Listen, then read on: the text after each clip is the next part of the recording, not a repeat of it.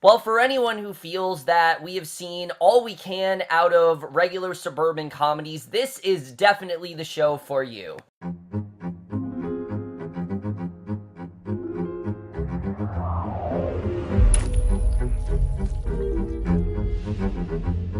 Hey guys, remember the series premiere of the new Netflix series Santa Clarita Diet. This is season 1, episode 1, So Then a Bear or a Deer. And guys, I'm not gonna lie, going into this, I really had no idea what this show was gonna be like. And maybe it's because I'm so hung up on a series of important events right now. As you guys know, I'm very deep into that. I'm almost done with it. I got 2 episodes left. My miserable meal review might be going up today. I'm not sure. But I was very interested in the show because, one, it's a Netflix show, and I'm always willing to check out their series, but also because this looked really, really different than anything else Netflix has done. It honestly looked like one of the most riskiest shows yet, and I have to say that after watching this first episode, hell yeah, the show is risky. I mean, I can't believe that Netflix actually got away with making the show, because this show is pretty insane. I don't think this was a perfect first episode, but overall, I definitely did enjoy this first episode. Overall, it was a lot of fun, and definitely is way different than most comedies on TV right now. Now, let's get to the plot of Santa Clarita Diet, which is insane. I mean, I know I've said many plots are insane before, but for a comedy, this is crazy. I mean, you cannot get weirder than this show when it comes to comedy. So, basically, we focused on Drew Barrymore and Timothy Oliphant. They play Shelia and Joel. You know, they're your typical suburban couple who, you know, they are also house realtors, and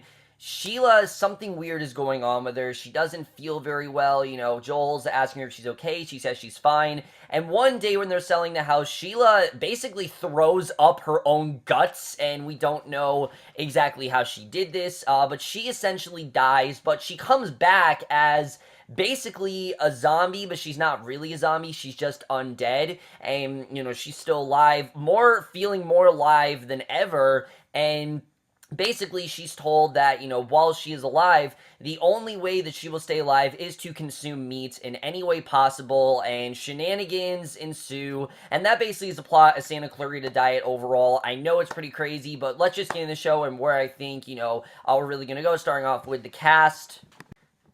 Now, that was the thing that very much made me interested in the show, is the cast here. I quite like the cast in the show, and I think both of them did a really good job. Let's first talk about Drew Barrymore as Sheila, who is fantastic in this show. I'm honestly surprised that this is Drew Barrymore's first TV show, but it actually is, and you would have thought by now she would have, you know, finally gotten on that bandwagon, because everyone seems to be doing TV right now. But no, this is the first time Drew Barrymore has done a show, and definitely a very weird choice, I will definitely say that, but a very risky choice as well. And I definitely do give it to Barrymore for just going with something like that. I mean, Barrymore to me seems like a very vanilla type actress, to say the least. Like, she's someone who is in every romantic comedy, and you know, she's the good girl, and to see her do something like this completely deters from that. And I love that. I love that she's trying to do something really, really different, and she did a very good job with that. And she had some hilarious moments in this first episode when she is the zombie and things. I thought they did a very good job with her, you know, showing this happiness that she has, but also showing that she's not really someone who's, you know, done a lot of risky things in her life. She's been the goody good, and she really hasn't gotten to venture out and kind of open her eyes up to new opportunities. And when she almost dies, you know, she kind of has this experience where she realizes that she does want to do something bigger and better, and I like the way that this did get her to do that. However, I will say her character as a whole just wasn't all that interesting. I did, you know, in the first few minutes before she died, I didn't find her character to be all that interesting. However, I did really like the way they set up her character towards the end of the episode, and, you know, once we got to the actual plot, then I really did get into it, and I thought Barrymore's performance was enough for me to definitely latch on to her. I really do like what she did in this show, and I thought overall she definitely was pretty great, and I'm very interested in seeing what hilarious and just really weird shenanigans they're going to go with their character, because there's so many places they can go with this, and I'm very interested in seeing what's going to happen there. And then Timothy Oliphant plays Joel, who I am so happy to see is back on TV. But this is a very different role from Raylan Givens, and I like that. This character is a lot more of a pushover. He doesn't really get into violent situations a lot, and he doesn't really know what's going on with his wife. And I thought overall he definitely did a good job. Oliphant definitely is the one that gets, I think, the shorter end of the stick, but he does have some very funny reactions to what's going on. Like when he finds out his, you know, his wife is undead dead, but also dead. He's freaking out, just things like that. I thought he did a very good job. He had really good comedic timing, and that's not something that we should be surprised by, because Justified, did have a lot of funny moments. Justified was not a comedy, but it definitely did have comedy in there a lot, and Timothy Olyphant can show that he really can pull it off, and he did a pretty good job with that here. And their chemistry in the show, you really do care about their relationship, you like the relationship overall. I thought they worked pretty well together, and then again, I'm definitely interested in seeing where this, very interesting, grotesque type relationship is going to go. That's something I'm definitely interested in. Now, the other characters in the show, they're there, but they didn't really do a ton with them in this episode, such as the two cops in the show who live right next door to them. They basically set that up to show that there are two cops and that things can go really badly with those two cops at their door. So there's not really a ton they did there. They did kind of set up that, they're friends and things like that, but they just didn't really do, a ton, and other than that, I really was not that into it, but I did, however, really like their daughter, Abby. I thought she definitely was very good. Liv Henson did a very good job, and then Skylar Gisondo as Abby's neighbor, but also Dan's stepson. I thought he was definitely a very interesting character, because especially because, knowing his parents' occupation, he is in fact someone who is obsessed with death. He's very much into that kind of idea. He's a little bit nerdy, and I'm kind of getting more into his character. He seems like he could either go one of two ways. He could be an exposition character where he just states exposition every 5 minutes, or he's going to be a character that actually does have an interesting arc, and I'm interested in seeing where they're going to go with him. I like that this cast is relatively small. They did a really good job with that, and those are some of the best comedies on TV. The casts that have really small amount of cast members, they do a very good job with that, and that's something I thought that was very well done here, was the acting. But now let's get to the directing and the writing, because, this show is just so wild. It really is. It's so different than anything else on TV, and the directing in this show is really crazy, and I'm surprised that it was as good as it was, but the tone was pretty consistent, I have to say. Going into this is going to be a very dark comedy. Just from the intro that you see, this isn't going to be something that's lighthearted at all, which it really was not, and I thought they did a very good job with the directing here. The tone was very well set up, and most of the laughs did get me. I was laughing quite a lot during this first episode. I wasn't bursting out with laughter. I did think that there were a few laughs that didn't really exactly hit, but I thought most of the laughs they worked very well with. And the horror aspect, that actually is the thing that works best in the show, is the horror aspect of the show. It's very well realized. You can tell the show is just willing to go for it. They're not afraid to push the envelope. They're not afraid to show these kind of things. And that's something that Netflix has always done so well, is that you can just show whatever the hell you want. Who cares about ratings? Who cares about what you want to do? You have an interesting idea for a show, put it on Netflix. They don't care what you do, and I love that they did that. I love what they just went for in the show. I thought that definitely was very done. My main issue with this first episode regards the writing. While I think the story was definitely interesting and the way they portrayed it was very well done, one, there's a lot of unanswered questions, which definitely I think is going to get answered as the season goes on. But my biggest complaint really is the first 10 minutes of this episode engaged me, definitely, but it was cut short. Immediately 10 minutes in, Sheila actually does end up, dying, and then she comes back to life after the first 12 minutes, and it just wasn't, they just didn't do as much as they could with these characters, because at first I thought they were going to take their time with trying to show who these two characters were. It's something that Love did extremely well last year. The pilot of Love, those two didn't even meet till the second episode, and I thought that's going to be kind of how this was, that she wouldn't die till the end of the first episode, but that's not what happened. For 10 minutes in, we did get some brief things, about how Sheila doesn't want everyone to judge her so much, and how everyone is so worried about her. She wishes that she was like Jennifer Lawrence with her short haircut, where people don't really judge, where people judge her, but she doesn't care. She wishes that she didn't care, and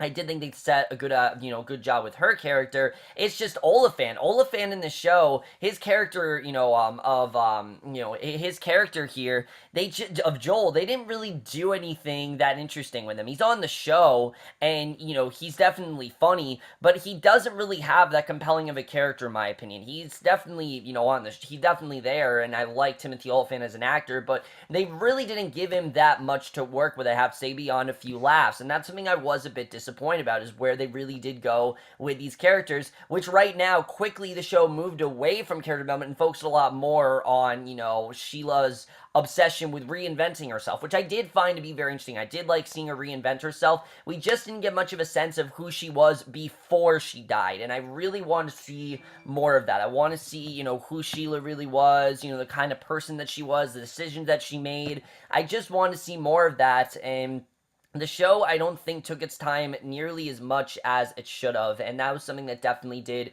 disappoint me. And I also felt there was a little too much going on this first episode. I mean, getting Nathan Fillion in the show, I get that obviously they had him in there so we could have that really gross but kind of badass kill from Drew Barrymore at the end. I mean, best way to push a guy off in a rape scene, best way to do that I've seen in a show, honestly. That was so well done, the way they did that. I really thought there was a very interesting way of doing that, and the show didn't get too heavy-handed with that. I thought it was definitely fun, the way they played that up, and I like seeing Nathan Fillion play a bad character. He wasn't, a good guy here. He wasn't, a lovable douchebag. He was actually just a straight-up dick, and I like that they did that. I like they didn't try to make him a great guy, because it's Nathan Fillion. They did a very good job with, just making him as bad and despicable as they could, which I definitely did like seeing. But the writing in terms of, Sheila reinventing herself, that's what I found very interesting. But everything going on with Joel, I just didn't really find myself that into. The cinematography here is incredible in the show. I mean, I can't believe how realistic the blood really looks, to the point where I do kind of want to look away at points. I mean, it's gross. It really is. Seeing her bite the guy's finger and then bite into his stomach and proceed to eat all his intestines, it is quite disgusting to see, and it is definitely stuff you don't really see on TV. Mind you, especially a comedy. You definitely don't see that stuff on, a comedy show on Netflix. It's definitely not something you expect, but it's not just there for shock value. It's what the show requires. The show isn't willing to get too gratuitous, and I am worried they're going to get a bit too gratuitous with their killings, just be like, oh, we're shocking, we're trying to be disgusting, and if that's what the show's going to be, I really hope it's not that. I hope that it doesn't end up being gratuitous and actually does find its footing. Right now, though, I definitely am interested in seeing where that's going to go. I really did like the way cinematography was done, and it definitely did feel very real in that sense. The score as well is very gothic and creepy, and not creepy, but it definitely puts you in that, type of horror comedy mode, and I definitely really did like that. It's very wacky, and the editing to this first episode, again, I thought was a bit too rushed. I thought, especially with 30 minutes, you would have thought they would have had enough time, but they really didn't. I feel they could have had maybe like 2 or 4, 4 more minutes before Sheila transitioned, because we just didn't really get a sense of who these two characters were, and that did kind of disappoint me with this first episode, I have to say. It did kind of affect my overall judgment of it. But the two characters not being developed as well as they could have. I do think they developed Sheila pretty well. I just didn't really care much for Timothy Olyphant on this show. I like him as an actor. I just didn't feel like they gave Joel as a character much to do. But overall, I'm definitely seeing really where the story's going to go, especially now that Sheila has killed someone. How are Joel and her going to be able to, cover this up when they have cops literally living right next door? Is that going to result in them killing the cops? Or is that going to, who's going to be Sheila's next victim? And where they can go with that, the possibilities are really endless. How did this happen to Sheila? Why was she chosen? What's really going on with her? Could this lead to something very bad? Are we going to find out more about Joel? There's just a lot of stuff I'm very interested in, and because of how hooked this first episode did me, this first episode really did have a hook. The hook of this first episode was the killing of Nathan Fillion. That perfectly hooks us in. It shows that the show is not playing around, and I thought they did a very good job with it overall. And even though we didn't get a sense of who these two characters were, I still really did enjoy this first episode. I am going to give Santa Clarita Diet Season 1, Episode 1, will it be, whatever the episode was called, I can't remember what it was called now, a 3.5 out of 5 or a B. I really did enjoy the show overall. I thought this was a lot of fun. I definitely had fun with this premiere. I just felt they need a little less character and a little, a little more character and a little less on violence. I get that the show is trying to have fun with itself and trying to be something different, but right now it needs to focus more on character and really fleshing out these characters. Then they can get into the insanity of it all, and I really hope the show is not rushing that, because I already am kind of worried that they am.